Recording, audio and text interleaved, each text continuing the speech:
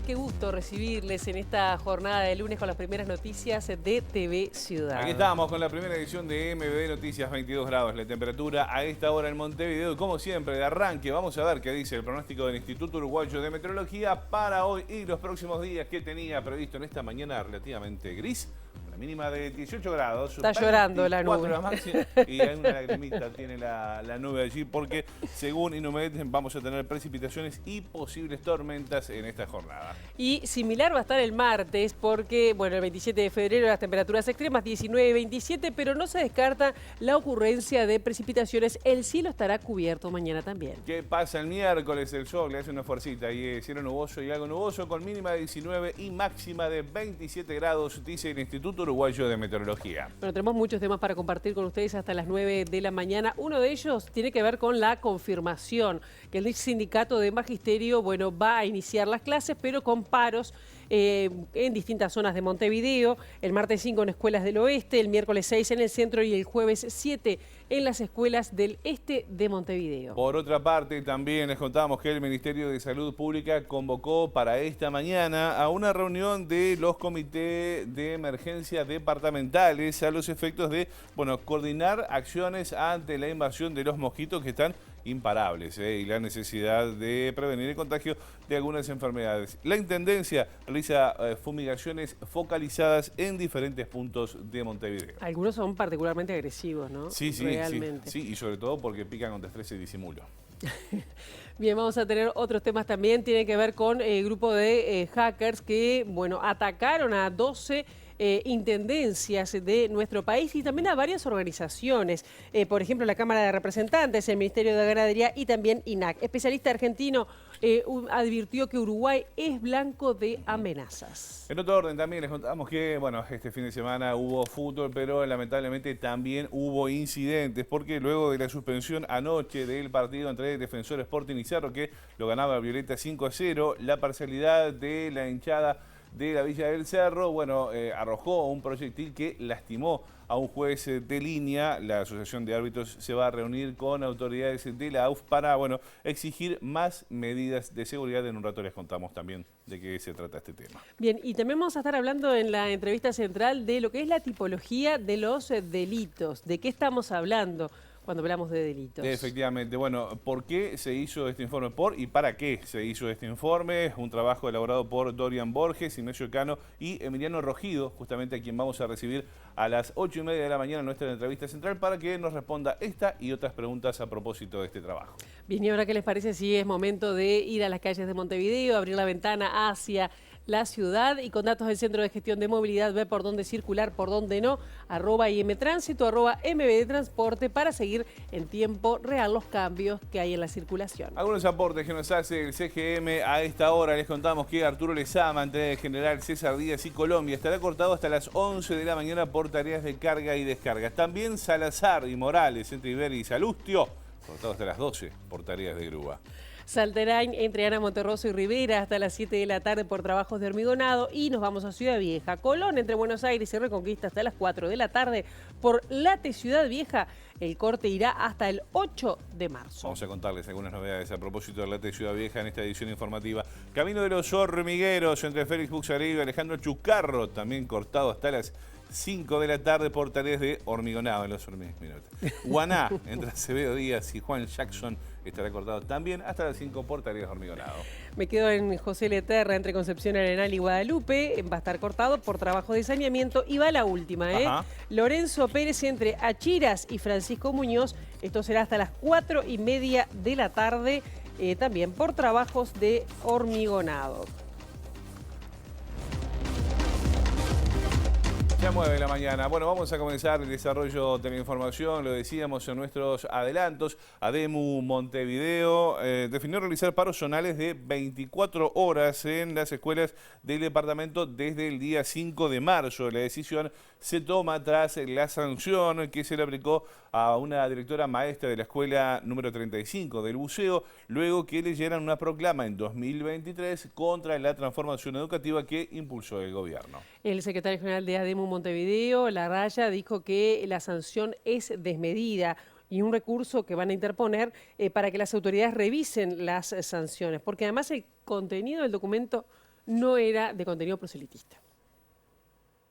¿Qué pusimos en consideración del compañero del sindicato?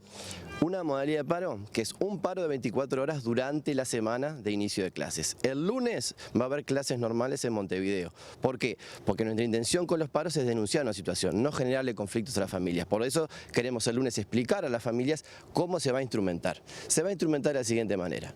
El día martes va a parar toda la zona de Montevideo Oeste que está jurisdiccionada. Y como corresponde, como sindicato y con la responsabilidad que nos compete, vamos a informar el día lunes, el martes, qué zona de Montevideo para.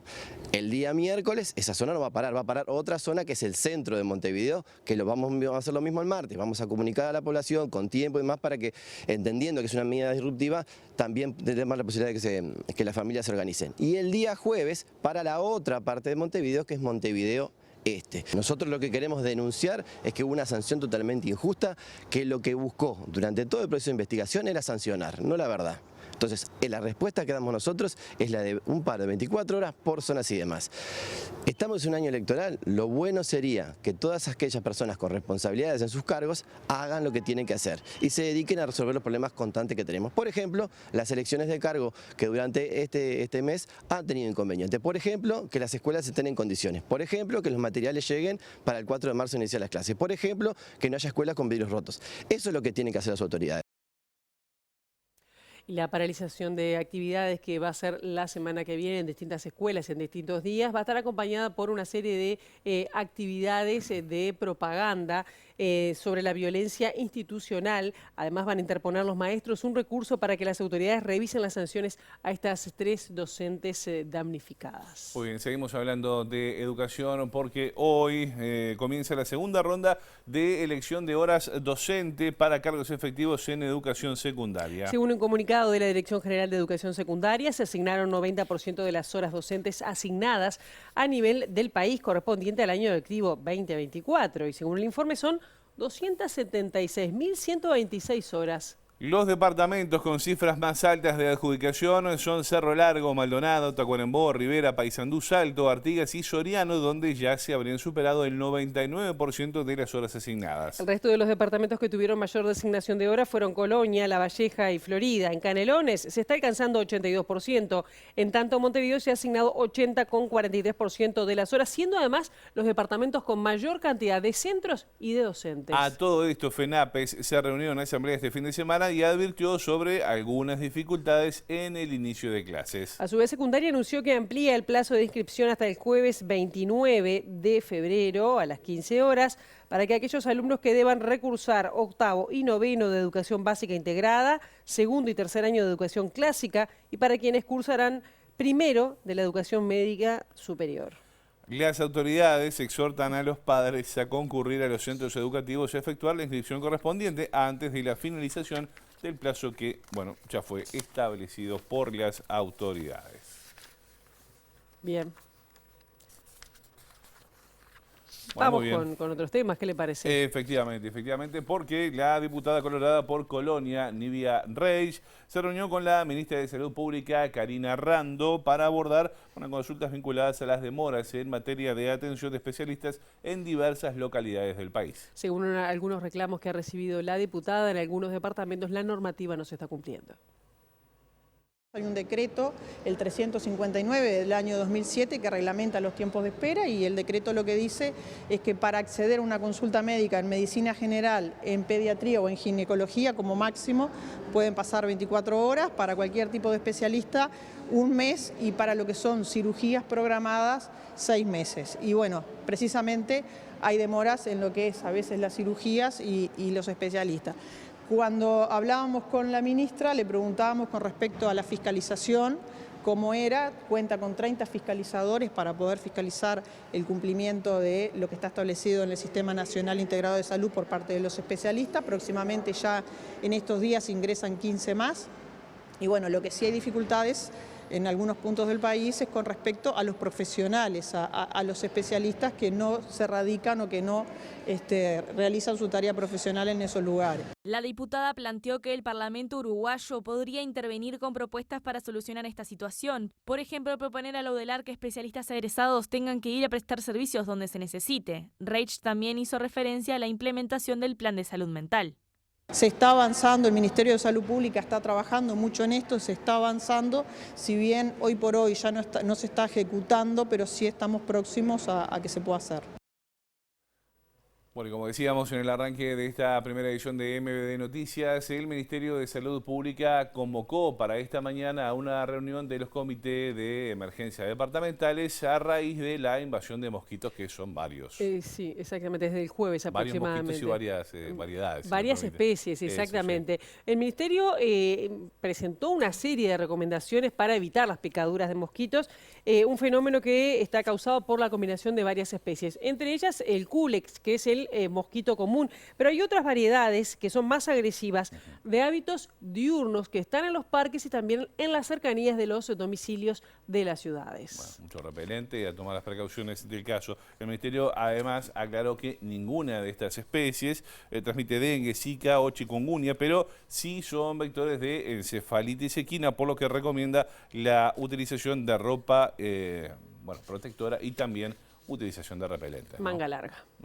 Manga larga. Bien, vamos a otros temas. Gurises Unidos cuestionó que la mujer condenada a 2 años de prisión por vender marihuana en Punta del Diablo cumpla su pena en la cárcel por ser madre de 2 niños. Desde la ONG, que trabaja con niños, niñas y adolescentes, aseguraron que se vulneran varios derechos de los menores. De Gurises Unidos en realidad como que trabajamos bastante con niños, niñas y adolescentes de familias con referentes adultos encarcelados y tenemos como directamente, o sea, percibimos las consecuencias y el impacto que genera en ellos la encarcelación de sus referentes adultos. Nos parece que son situaciones por delitos menores que pueden ser evitables, que hay medidas alternativas que se pueden utilizar justamente para estos casos, porque uno de los objetivos de las medidas alternativas es como no afectar a las personas que tienen a cargo, sobre todo mujeres solteras con niños y niñas a cargo. Entonces pensamos que en este caso era súper aplicable, por ejemplo, la medida alternativa, o la privación domiciliaria. Después sabemos que a los niños lo que más les afecta es perder ese referente de apoyo, de confianza y económico, ¿no? Y ahí, si entran a veces en el sistema de protección, todo lo que implica, los hogares para los niños y las niñas, o si tienen familiares que puedan hacerse cargo, que tienen que asumir económicamente ese costo de hacerse cargo con otras complejidades también. Después, a la hora de mantener los vínculos con esos adultos, porque su madre en este caso va a estar presa 2 años y ellos van a seguramente ir a visitarla o querer verla, implica también otro nivel de violencia y exposición a lo que es el sistema de privación de libertad, porque eso, cuando ellos ingresan a la cárcel están sometidos como a requisas, a revisiones que muchas veces son violentas. Vamos a hablar de otros temas. Ustedes saben que 12 intendencias, entre ellas la de Montevideo, Canelones, San José y Cerro Largo, además del INAC, la Cámara de Representantes, fueron hackeadas. Sí, según el especialista argentino en ciberseguridad, Mauro Eldrich, si bien parte de los datos ya fueron publicados, existe una amenaza indirecta y los datos pueden estar siendo comercializados. Las filtraciones involucran bases de datos con más de 1000 archivos que incluyen varios clientes de la empresa de software Saico, como la Cámara de Representantes, Alfajores Portezuelo y la Bolsa de Valores de Montevideo y Conaprole. Lo que estamos viendo hoy en día en el mundo del cibercrimen, que es algo novedoso, es el surgimiento de grupos que están enfocándose cada vez más en lo que es Uruguay, que antes era un país que no tenía justamente atractivo para el mundo cibercriminal. Ahora, en los últimos días, hubo un hackeo importante a la Intendencia de Flores, que nos llamó la atención, donde se filtran más que nada, primero, datos de los sistemas, o sea, datos credenciales, datos de acceso a los sistemas de la Intendencia, pero también ciertos padrones de lotes y referencias a planos y a imágenes satelitales de estos lotes, que no fueron filtrados, pero sí son mencionados. Y claramente, esto también es una amenaza indirecta. Y lo ponemos en contexto. No es una lista de clientes. Estamos hablando de que un grupo logró infiltrarse en servidores de Saico de X manera, extraer esa información y publicarla, lo cual no quita que ese sea el alcance total del ataque. Puede haber tenido otro alcance que en realidad no están publicitando o que están comercializando o explotando de otra manera, lo están haciendo lucrar de otra forma. Pero sí quizás podrían ir directo por los clientes o por alguien que esté dispuesto a comprar el lote completo, probablemente alguien de la competencia. Y de alguna manera seguimos en tema porque UTE advirtió a los clientes de una nueva modalidad de estafa digital a través de WhatsApp. Sí, las víctimas reciben una llamada o un mensaje por WhatsApp en el que se indica al cliente de la empresa estatal que se le va a cortar el servicio. El ente confirmó que este mensaje es falso y viene acompañado del logo de UTE con un código fraudulento. UTE remarcó que no realiza este tipo de llamadas ni tampoco envía códigos a sus clientes vía WhatsApp. La empresa recordó además que cuando se va a realizar un corte del servicio eléctrico, se notifica a los clientes solo por las vías oficiales de comunicación. Esto es, a través de un mensaje de texto, correo electrónico, carta o mensaje de voz por línea urbana de Antel y no solicita ningún código. Así que a estar atentos entonces a estas posibles amenazas. La única forma que le pidan algún dato es si usted va a un agente oficial, a un local establecido donde, bueno, funciona la empresa. Después no confíe en absolutamente más nada ni nadie. Le contamos ahora que el intendente de Paysandú, Nicolás Olivera, dijo que desde que asumió el nuevo gobierno de la República Argentina, mejoró la situación de los comercios en la frontera y se está en un momento, dijo, de parabienes. Sí, el jerarca recordó algunos de los rubros más afectados, que fueron las ópticas, los servicios gastronómicos, también estaciones de servicio y farmacias, y pidió que se mantengan las medidas diferenciadas en beneficios que otorga el gobierno nacional. Sustancialmente, ¿no? Sustancialmente a partir de que Argentina, con el nuevo gobierno, fue sincerando algunos precios, fundamentalmente el de la nafta. Eso ha sido un antes y un después. Hoy prácticamente, recuerden que en el litoral la nafta tiene un 40% de descuento justamente para compensar ese desequilibrio.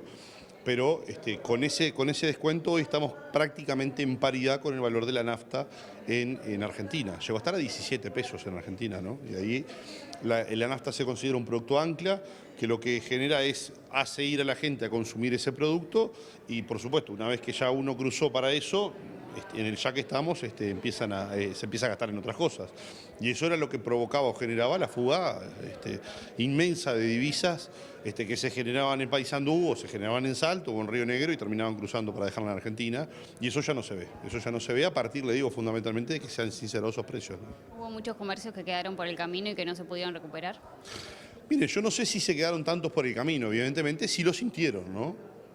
Fue duro, o sea, fue, como le diría, en términos estacionales, fue un invierno duro, fue crudo, muchos se mantuvieron, los más afectados, ópticas, negocios gastronómicos, las estaciones de servicios también, las farmacias, y le diría que bueno, que después de haber resistido ese tiempo, hoy estamos en un momento de parabienes, ¿no? Bueno, muy bien. De Paysandú nos vamos hasta Cerro Largo porque el intendente de aquel departamento, José Yurramendi, se manifestó a favor del artículo de la rendición de cuentas que permite pagar la patente de rodados sin haber pagado multas, pero reafirmó que es una obligación pagar las sanciones. Sí, el intendente dijo que hay que cuidar la aplicación de las normas, pero que no violenten la autonomía departamental y opinó que debería mejorar la comunicación entre las intendencias y el Parlamento. En su momento fue discutido cómo se formó la ley y eso es quizás uno de los argumentos principales, si lesiona o no la autonomía departamental. Ese es un concepto que el Congreso de Intendentes tiene como principal. Hoy surgió otro tema de cuidar mucho que ninguna ley violente la autonomía departamental y la Constitución de la República. Por eso se sigue trabajando jurídicamente en ese sentido. Y creo que por ese camino vamos. Eso por un lado, de cómo se hizo.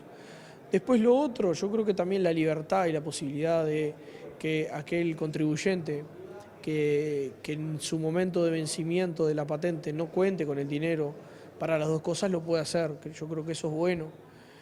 Sin decir que no hay que pagar la multa. La multa es una obligación pagarla. Lo que sí, algunos pensábamos, y eso finalmente fue lo que el Congreso decidió, es que en el día del vencimiento, que mucha gente haya del esfuerzo, junta peso por peso para cumplir con una obligación y que a veces no tiene el conocimiento de la multa, porque hoy se entera muchas veces cuando llega a la red de cobranza a pagar la patente, pueda pagar la patente y bueno, quizás el mes posterior pueda juntar y hacer las obligaciones de multa que la debe de realizar. Paysandú, Cerro Largo. Montevideo hizo anuncios en la intendenta de Montevideo anoche, nada más y nada menos que en el Teatro de Verano, porque Carolina Colle anunció en el marco de la liguilla carnavalera que se va a iniciar la segunda etapa de obras, justamente en el Templo de Momo y también en la Rambla de Montevideo, que además van a incluir, bueno, la anexión de juegos en las canteras del Parque de Rodó, renovación del Paseo de los Pescadores, además de estacionamientos. Sí, el proyecto que lleva el nombre de la Rambla Late prevé la realización de la ciclovía que una Ciudad Vieja con el Parque Rodó y la renovación de la iluminación para ese tramo de la Rambla. El plazo para finalizar es de 4 meses. Cuando salimos del teatro, nos encontramos con la explanada, vamos a asfaltar, a transformar ese estacionamiento y a reverdecer la entrada para que este teatro tenga la entrada que se merece. Vamos un poquito para atrás, hacia las canteras del Parque Rodó. Todas y todos sabemos de la tradicional y maravillosa actividad de tirarse con cartones para abajo, ¿verdad? Pero eso ha ido modificando el terraplén. Por lo tanto, vamos a instalar ahí 4 toboganes de acero para conducir la actividad. Seguimos de aquel lado. Hay un puente que vincula las canteras que están en muy mal estado y es patrimonial. Vamos a sustituirlo por un puente nuevo, en buenas condiciones, para habilitar ese paseo y dejarle a Montevideo un paseo más. Como parte de la segunda etapa de obras del Teatro de Verano, se colocarán 2.500 butacas en la platea alta y se sumará un tercer anillo con 1.000 asientos, también butacas, aumentando el foro a 5.000 localidades. Además, se prevé aumentar la accesibilidad y las condiciones de seguridad con nueva iluminación de pasillos, escaleras y filas numeradas del segundo y tercer anillo de la platea alta, así como una salida de emergencia. Como antesala a los ingresos, el público será recibido por las áreas verdes de la nueva plaza de carnaval de 5.000 metros cuadrados. Y nos vamos ahora a Artigas porque 7 personas fueron detenidas en ese departamento acusadas de estar tras una red de trata y explotación laboral de personas, entre ellas una funcionaria del Ministerio de Defensa. La investigación que venía siguiendo a esta organización descubrió que cerca de 30 personas de nacionalidad venezolana fueron captadas para trabajar en una cantera de piedras preciosas en la que eran explotadas. Una de las víctimas que llegó a nuestro país en enero denunció que se le prometió un pago de miles de dólares que no se concretó, los obligaban a trabajar vigilados y se les retenía el pasaporte. La situación es investigada por la Fiscalía de Segundo Turno de Artigas a cargo de la fiscal Sabrina Mazzaferro. De las 7 personas que fueron detenidas, 6 fueron imputadas, 4 hombres y 2 mujeres. Una de ellas es abogada y trabaja en el Ministerio de Defensa. La otra mujer es psicóloga y es de origen venezolano como las víctimas. Las víctimas justamente están siendo atendidas por el Ministerio de Desarrollo Social y también la Unidad de Víctimas de Fiscalía. Conocido este procedimiento sobre la funcionaria imputada, se expresó en la red social de Twitter, X, el ministro de Defensa, Javier García, y diciendo que la involucrada es una funcionaria de carrera de más de 30 años de antigüedad en el Ministerio de Defensa. No es asesora personal ni cargo de confianza, ocupa el cargo de jefa interina en la sección notarial, cargo que ejercía, concluyó García, sobre el puesto de esta mujer que es abogada de profesión. Allí vemos en pantalla la respuesta de Javier García y fue respondido por la senadora del Frente Amplio, Silvia Nane, quien respondió también a través de su cuenta la publicación de García y lo acusó de omitir parte de la verdad. Ahí tenemos a Silvia Nane. La persona no estaba en su función actual por carrera administrativa, lo estaba porque el ministro Javier García y demás autoridades así lo entendieron conveniente, dijo Nane. La resolución de la cartera expresa la necesidad de designar en la Dirección General de Secretaría de Estado como jefa interina de la sección notarial del Departamento Jurídico de esta Secretaría de Estado a Sonia María Mora Pintos, esto es la imputada. Se plantea que ese cargo estaba acéfalo y que el jerarca de la unidad ejecutora dispondrá inmediatamente de la sustitución seleccionando entre los funcionarios que cubran el perfil del puesto a subrogar. En este sentido, la Dirección General de Secretaría del Ministerio de Defensa entendió conveniente designar a Sonia María Pintos, Mora Pintos, en el mencionado cargo en virtud de haber tenido un destacado desempeño en sus funciones, demostrando interés y compromiso con la gestión. Sí, este lunes, desde las 14 horas, el ministro Javier García deberá comparecer ante la Comisión de Defensa del Senado, invitado para informar sobre varios asuntos, entre otros este que les estábamos contando. Bien, y vamos a hablar de fútbol porque pasó la segunda fecha del torneo de apertura del campeonato uruguayo. Efectivamente, hubo triunfo de Peñarol, empate de Nacional y suspensión, como decíamos en el arranque de esta primera edición de MBD Noticias, en el partido entre Defensor Sporting y Cerro, que lo ganaba el Violeta 5-0. Cuando se jugaba en el minuto 79, una pedrada que tiraron desde la tribuna albiceleste se impactó sobre la cabeza del segundo asistente, Julián Pérez, que tuvo que ser atendido por causa de la pedrada. Sí, después los parciales del Cerro, bueno, entraron a la cancha e intentaron robar banderas, lo que generó un enfrentamiento que va a tener más repercusiones. Pero si le parece, vamos a ver el show de goles. Vamos. Vamos a los goles que se dieron en la jornada número 2 del torneo Apertura. Arrancamos en el Zaroldi con la victoria de River 3-1 frente al Deportivo Maldonado. Tiziano Correa, buena volea del hijo de Petete y el 1-0 a los 44 de la primera parte. Elías de León en el sexto minuto del segundo tiempo, tras el rebote en Fernández, empata el partido para el equipo de Bogosian. Juan Cruz de los Santos desborda a los 19 del complemento y anota de esta manera la victoria parcial de los dueños de casa. Norman Rodríguez, cabezazo y adentro, gol que fue revisado y luego convalidado por el VAR en el Prado de Montevideano, y el 3-1 definitivo. Racing también en el Prado, pero en el Viera, 1-0 con el gol de Tomás Verón Lupi al Montevideo Wanderers a los 39 del segundo tiempo. 2-0 la victoria de Peñarol frente a Miramar Misiones en el campeón del siglo, Leo Fernández a los 8. Ahí estaba el remate del 8. Y Sequeira, dorsal número 26 en su camiseta, elude al arquero y define a los 28. 2-0 para Peñarol, que tiene puntaje ideal al cabo de 2 jornadas en el torneo Apertura en el fútbol charrúa. Liverpool y Nacional empataron 1-1 en Belvedere. Luciano Rodríguez abre la cuenta en el final de los primeros 45 minutos para el campeón uruguayo. El nigeriano Christian Evere va a conectar una jugada que pudo ser de Mauricio Pereira y antes de Sanabria, el empate que se dio a los 19 del complemento. Defensor Sporting y Cerro jugaron en el Francini y fue amplio el triunfo hasta el momento del equipo violeta, porque el juego terminó siendo suspendido por una agresión al asistente de la tribuna Guerra. Doblete de Octavio Rivero a los 19 del primer tiempo y a los 2 del segundo. Guillermo de los Santos es el que va a anotar, entrando solo por el segundo palo, el 3-0 para un Cerro que también terminó con 10 jugadores. Anderson Duarte a los 12 del complemento, el 4-0 para el equipo de Martín Barini. Y el 5-0 se dio a los 29 del segundo tiempo por parte del debutante Agustín Soria. Luego de esto, el partido fue suspendido por los motivos que explicamos hace algunos segundos. 5-0 Defensor Sporting frente a 0 en el Francini. Y a raíz de la situación vivida este fin de semana, una delegación de la Asociación de Árbitros se reunirá con autoridades de la AUF y también con el Ministerio del Interior, justamente para hablar sobre las condiciones de seguridad en la realización de partidos. Muy bien. Vamos a hacer una pausa. Nosotros a la vuelta tenemos entrevista central y vamos a estar hablando con el sociólogo Emiliano Rojido a propósito de un informe elaborado ya hace un tiempito sobre la tipología de los homicidios en nuestro país. Pausa, ya seguimos.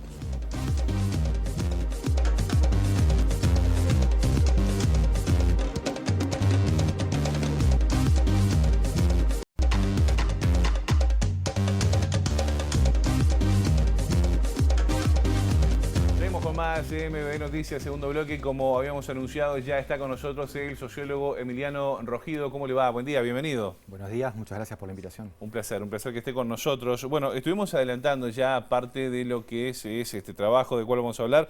Un documento elaborado por Dorian Borges, Ignacio Cano y usted, autores de este documento denominado Tipología de los homicidios en Uruguay. Y bueno, esto es de alguna manera un trabajo que se realizó en 2 etapas. La primera arrancó ya por 2020 y la segunda se presentó hace muy poquito tiempo. ¿De qué va este informe? Exactamente. Bueno, como introducción me gustaría mencionar los 2 informes de qué van, en principio. Claro. ¿Sí? Estos trabajos buscan avanzar hacia el desarrollo de políticas basadas en evidencia científica. Hoy en día el debate sobre seguridad ha madurado en algún sentido, al menos en el reconocimiento de que son necesarias políticas de Estado, sostenidas en el tiempo. Nosotros lo que creemos es que eso es una condición necesaria, pero no suficiente para lograr los resultados que queremos en términos de seguridad, porque los esfuerzos pueden sostenerse, pero con políticas basadas en el sentido común, en ideologías, en discursos ideológicos, en corporativismo, que también en esta área existe, en perfilismos individuales, etc. Y solamente vamos a lograr los resultados que deseamos con políticas sostenidas a largo plazo y basadas en la evidencia científica. A mediados del año pasado presentamos un primer informe que se llamó Diagnóstico de los homicidios en Uruguay y que abordó básicamente 3 cosas. La primera es un análisis de calidad de los datos para saber qué tipo de datos tenemos en Uruguay sobre homicidios y también echar un poco de luz sobre las muertes dudosas, que era un problema del cual todos estábamos un poco preocupados en el sentido de que podrían estar ocultándose homicidios en esa categoría residual. El informe muestra, grosso modo, de que los datos en Uruguay sobre homicidios son buenos y que las muertes dudosas no esconden, en principio, con la evidencia disponible, un gran número de homicidios. También realizamos un diagnóstico en el sentido más clásico, ¿sí?, de ver características de las víctimas, de los agresores, de los hechos, a qué hora ocurren, con qué tipo de mecanismo o arma, en fin. Y también ver las características de esos hechos, porque el homicidio no es un fenómeno unitario, sino que hay diferentes tipos de violencia que pueden estar motivándolo. No es lo mismo un homicidio provocado por el conflicto entre grupos criminales, un homicidio que ocurre en el marco de un robo o en un conflicto de pareja. Entonces, a partir de los tipos de homicidio más prevalentes en el Uruguay, con más importantes, nosotros en el primer informe todavía tratamos de hacer el esfuerzo de pasar de los datos a las estrategias de prevención, haciendo un análisis de la literatura internacional para proponer de forma preliminar algunas iniciativas que podrían ser interesantes para implementar en Uruguay y atender los tipos de homicidio más importantes. Eso es el primer informe. Ese es el primero. Y de esos datos, ¿qué estrategias se pueden sacar en limpio? Bueno, nosotros presentamos... Y que puedan ser aplicables, además. Sí, presentamos varias estrategias. No me quiero detener acá porque esto tiene que ver sobre todo con el primer informe. Está muy bien. Pero podemos avanzar tanto en control de armas de fuego... Dame un título del primero y avanzamos con el segundo. En control de armas de fuego, también hay estrategias de análisis de escalas de riesgo para, por ejemplo, el homicidio de pareja íntima, los homicidios vinculados a la violencia de género. También planteamos estrategias policiales para reducir los homicidios vinculados a delitos contra la propiedad y un conjunto de medidas, entre otras, la mejora de las investigaciones para reducir la impunidad de los homicidios vinculados a la actuación de grupos criminales, que son los homicidios que tienen un mayor grado de impunidad. Claro. En este segundo informe que acabamos de presentar la semana pasada, hacemos un análisis crítico y esperamos constructivo de la tipología de los homicidios que utiliza el Ministerio del Interior, ¿sí? Tratamos de ver si esas categorías de algún modo reflejan la realidad y pueden orientar las políticas de prevención, que en general tienen que estar focalizadas en tipos específicos de homicidios. No hay medidas o no son muchas las medidas que pueden tener impacto en todos los tipos de homicidio a la vez. Más bien, la estrategia tiene que ser focalizada. Claro, ahí está. Entonces, hacemos un análisis de las categorías del Ministerio del Interior a partir de un estudio en profundidad de los homicidios en el año 2019. Analizamos todos los expedientes policiales caso por caso, viendo la característica de los hechos, la narración policial, los informes de las investigaciones, las autopsias, los videos, todo. Vaya trabajo. Vaya trabajo y muy removedor desde el punto de vista personal también, porque son informaciones duras. Claro. Y complementamos eso con un análisis estadístico de la serie 2012-2022. Entonces, a grosso modo, lo que podemos decir es que el Ministerio, el Observatorio de Criminalidad, tiene 2 tipologías. Una tipología es extendida, con 15 categorías, y tiene varios problemas. En primer lugar, más de un tercio de los homicidios no logran categorizarse porque no tenemos informaciones suficientes sobre los homicidios. Esto ya nos llama la atención sobre la necesidad de producir más investigaciones, mejores informaciones y también de registrarla mejor para poder utilizarla. Sí. Luego vemos que de las 15 categorías que utiliza el Ministerio del Interior, más de la mitad, 8, son testimoniales, porque reúnen cada una de ellas menos del 1% de los homicidios. Y el objetivo de una clasificación es clasificar. Entonces, si tenemos muchas categorías que están tocando muy poquitos casos, bueno, eso nos cuestiona la calidad de la clasificación. También tenemos problemas de que algunas categorías son muy generales, como venganza y represalias, que poco nos dicen sobre la motivación del homicidio, Claro. ¿sí? Porque es algo muy general. Solo el hecho en sí, pero no por qué se origina. Exactamente, es una venganza, es una reacción, pero es una reacción contra una agresión que además es percibida por el agresor. Puede deberse a infinidad de motivos. Entonces son categorías muy generales y poco informativas que además pueden solaparse con otras. Por ejemplo, tráfico de drogas. Una venganza y represalias vinculada al tráfico de drogas. Estaba leyendo el informe, en la página 25 y 26 se habla de la tipología extendida y también la tipología abreviada de los homicidios. Allí, bueno, hay narcotráfico, venganzas y represalias, violación, abuso de función de poder. Son varios los ítems para estudiar y analizar. Teniendo en cuenta todo este material, ¿hay forma de llegar a prevenir homicidios? Sí, no solamente hay formas, sino que hay muchas formas y probadas a nivel internacional. Pero quiero detenerme en uno quizás de los resultados más notorios del informe, que tiene que ver con la categoría abreviada, que es esta categoría de ajuste de cuentas, ¿sí? De la cual venimos hablando mucho en la Crónica Roja. Está súper instalada a nivel de los dirigentes políticos de todos los partidos y también de la sociedad. Y que es una categoría de la tipología abreviada, ¿sí? Que tiene apenas 5 categorías, que se utiliza como un indicador del impacto del crimen organizado sobre la violencia letal. O sea, más o menos medimos el crimen organizado o la penetración del crimen organizado a través de este indicador de homicidios por ajuste de cuentas. Y es una medida muy mala. Primero porque ajuste de cuentas es un concepto malo. En la mayor parte de los casos no sabemos cuál es el vínculo entre el agresor y la víctima. Es como muy amplio. Exacto. Ni qué tipo de cuenta está siendo ajustada. Y en segundo lugar, es un concepto que está mal medido. ¿Por qué? Porque el Ministerio del Interior, cuando utiliza estas categorías abreviadas, hace un esfuerzo por clasificar los homicidios con motivación desconocida en la clasificación detallada.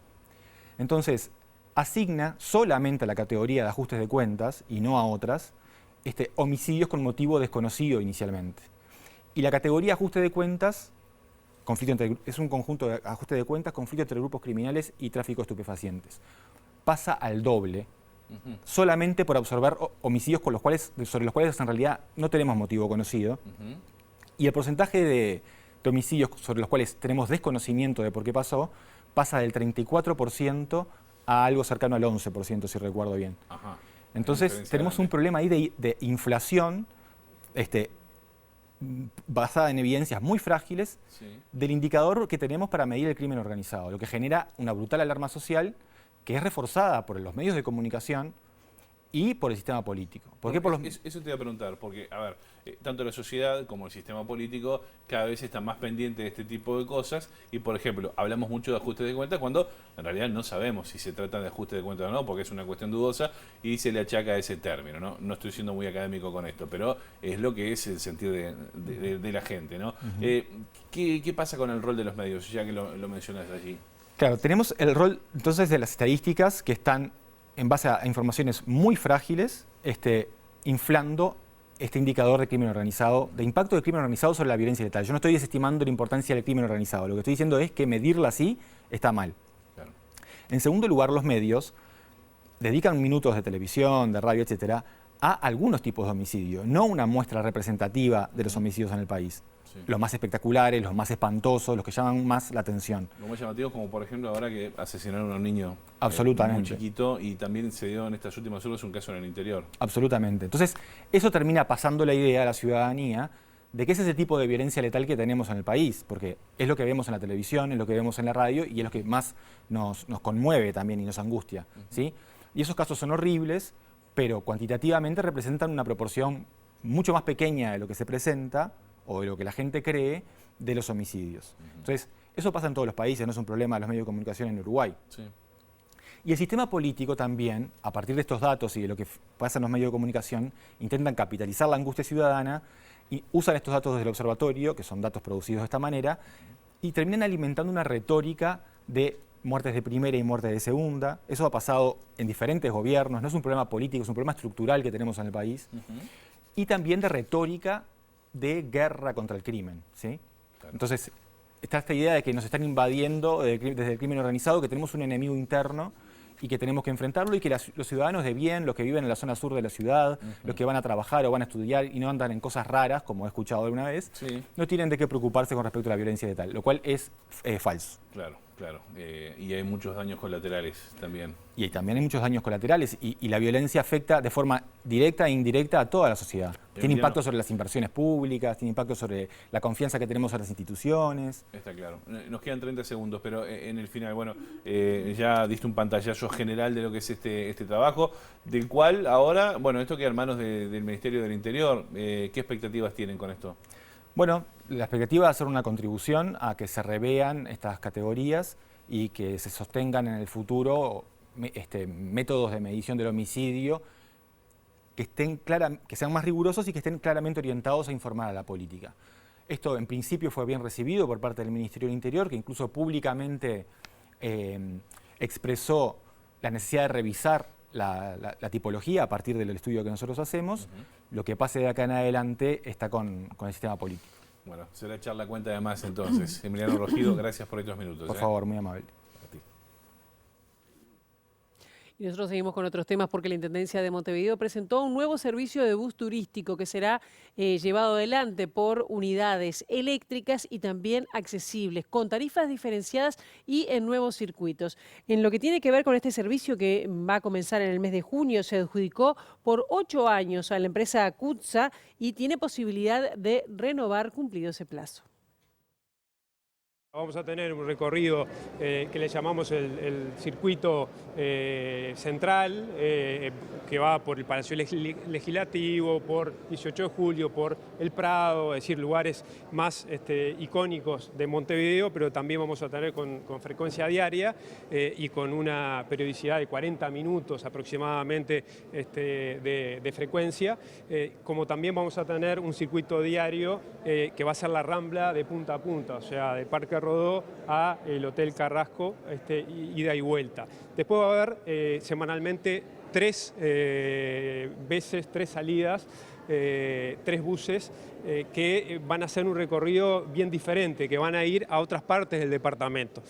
Uno es el recorrido oeste, que va a ir al Parque Prado, va a ir a la Fortaleza del Cerro y a la Rambla del Cerro, y también el circuito Lecoq, que va a ir, el Lecoq también va a ir al único pueblo que tiene Montevideo, que es Santiago Vázquez. La otra novedad que tiene es el precio diferencial entre el turista, lo que le va a salir el boleto al turista extranjero, que va a salir 850 pesos, pero para quienes viven en el Uruguay, para quienes son residentes en nuestro país, allí con la STM va a salir 250 pesos para estudiantes, jubilados y aquellos que tienen planes sociales, y 500 pesos para aquellos que tienen STM.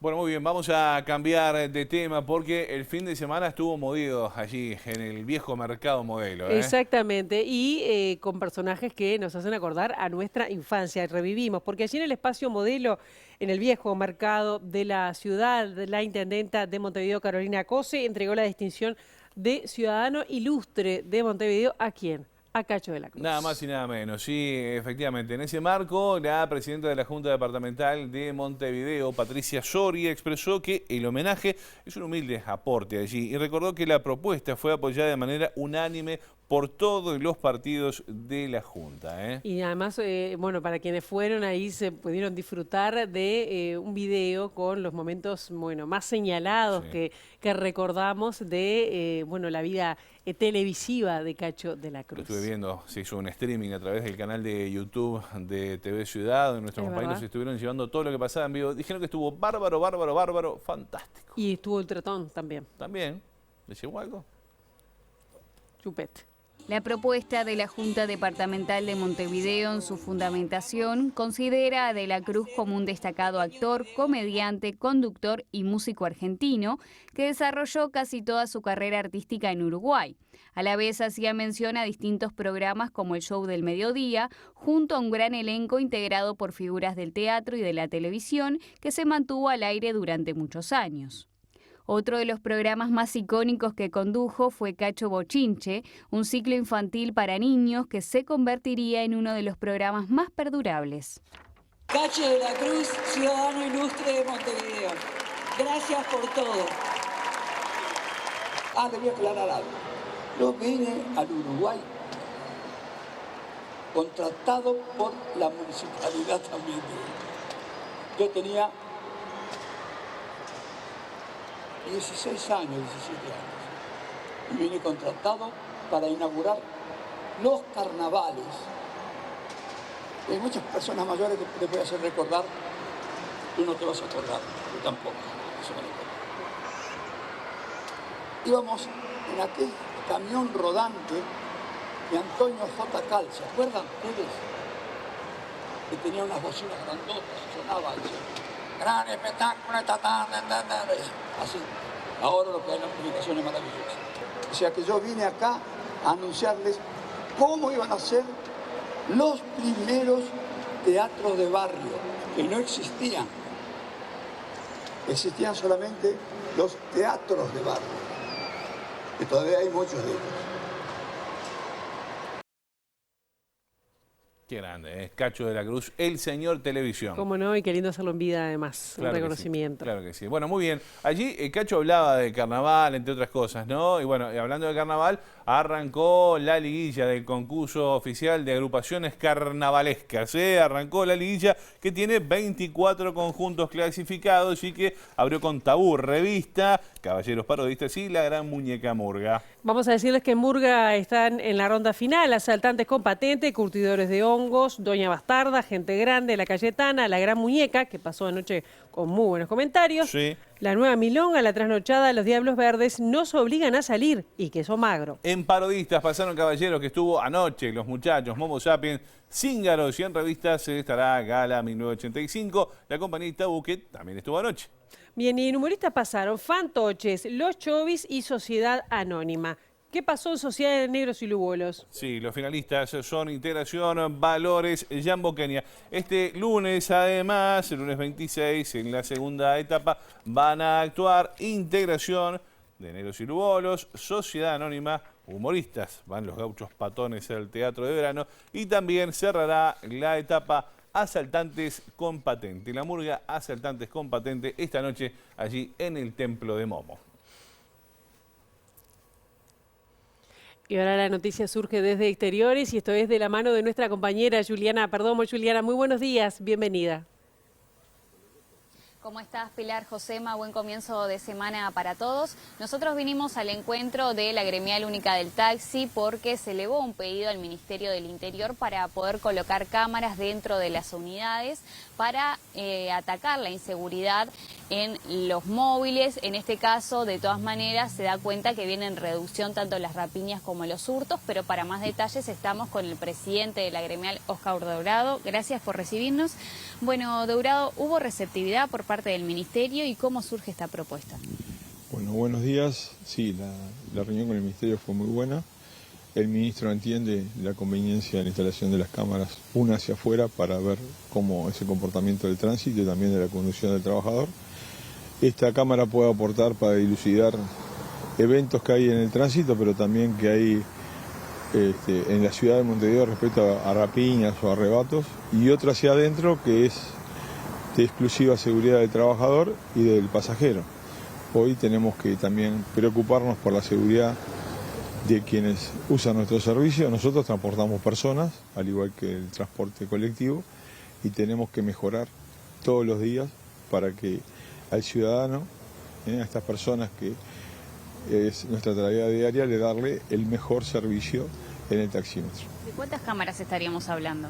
Estaríamos hablando de por lo menos 2 cámaras en cada coche, y debido a que temporalmente vamos a seguir teniendo la mampara, quizás tengamos que poner 3, pero lo ideal sería una hacia adentro que filmaría al conductor y a nuestros usuarios de taxímetro, y otra que iría hacia afuera, y le propusimos al Ministerio del Interior que todas esas filmaciones estén a disposición online del Ministerio del Interior para que lo pueda usar la policía, y además guardar todo eso en Antel Data, que tiene grandes servidores en la nube, con la que ya trabajamos, así que vamos a tener que ponernos en contacto con las autoridades de Antel para que nos brinden la tecnología y el conocimiento que tienen los funcionarios para poder hacer esto un éxito en favor de nuestros clientes del taxi, ¿no? Usted manifestaba que ya casi no circula dinero dentro de las unidades. Esto ha aportado mucho a que bajen las rapiñas, pero de todas maneras, ¿por qué se siguen dando estos episodios violentos?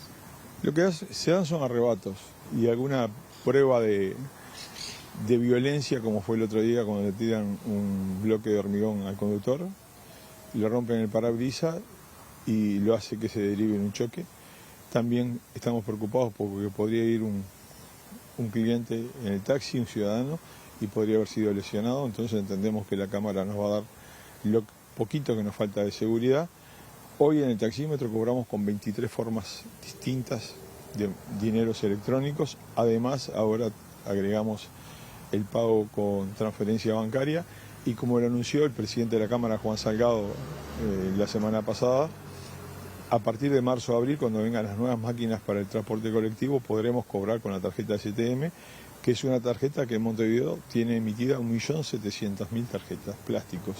Sin lugar a dudas, el transporte de personas oneroso, ilegal, tiene que estar unido, tiene que hacer cosas que son similares en lo que se respecta a la forma de pago, y que ayude a todo el ciudadano de la ciudad de Montevideo que con una misma forma de pago pueda usar todos los servicios de nosotros.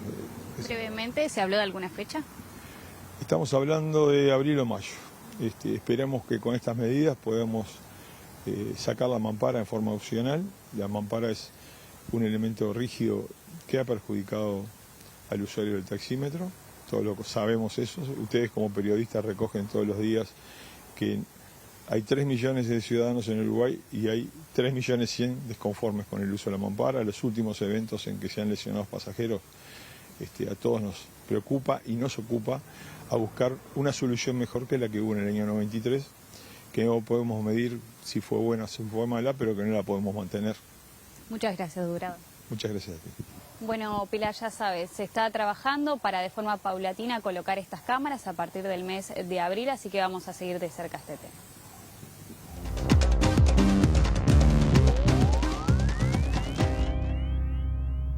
Vamos a abrir el capítulo internacional, nos vamos hasta Brasil porque el expresidente norteño Jair Bolsonaro reunió este domingo a miles de seguidores en Sao Paulo en su primer acto de masas desde que dejó el poder y para defenderse justamente de las investigaciones por un supuesto intento de golpe de Estado.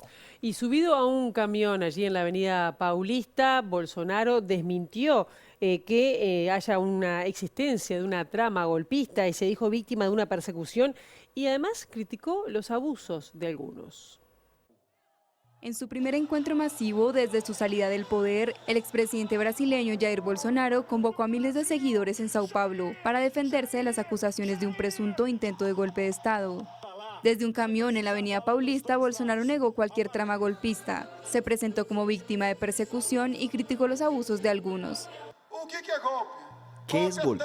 Son tanques en la calle, son armas, es conspiración. Nada de eso fue hecho en Brasil.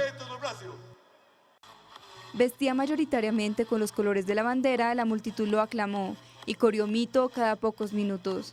El líder ultraderechista además llamó a pacificar el país y solicitó a los legisladores la aprobación de una amnistía para aquellos condenados por invadir las sedes de la presidencia, el Congreso y la Corte Suprema en Brasilia el 8 de enero de 2023. Aunque evitó atacar explícitamente al tribunal, el cual ya le retiró el pasaporte y le prohibió salir del país. El evento contó con la presencia de prominentes figuras de bolsonarismo, incluyendo la ex primera dama Michelle Bolsonaro. A pesar de la expectativa de reunir a más de 500.000 de personas en la avenida Paulista, las autoridades no proporcionaron cifras de asistencia hasta las 5:30 hora local. Entre los manifestantes se destacaron expresiones de descontento hacia el presidente Luis Ignacio Lula da Silva y cuestionamientos a la imparcialidad del Supremo. No te envergoña. Bueno, señoras y señores, nosotros hasta acá llegamos con la primera edición de MBD Noticias. En instantes arranca Ciudad Viva en la pantalla de TV Ciudad. Exactamente, la actualización informativa será a 13:30, 19 y nosotros volvemos mañana con el gusto de siempre con las primeras noticias de TV Ciudad. 8 en punto, Muy bien, chau, chau. Pasen bien.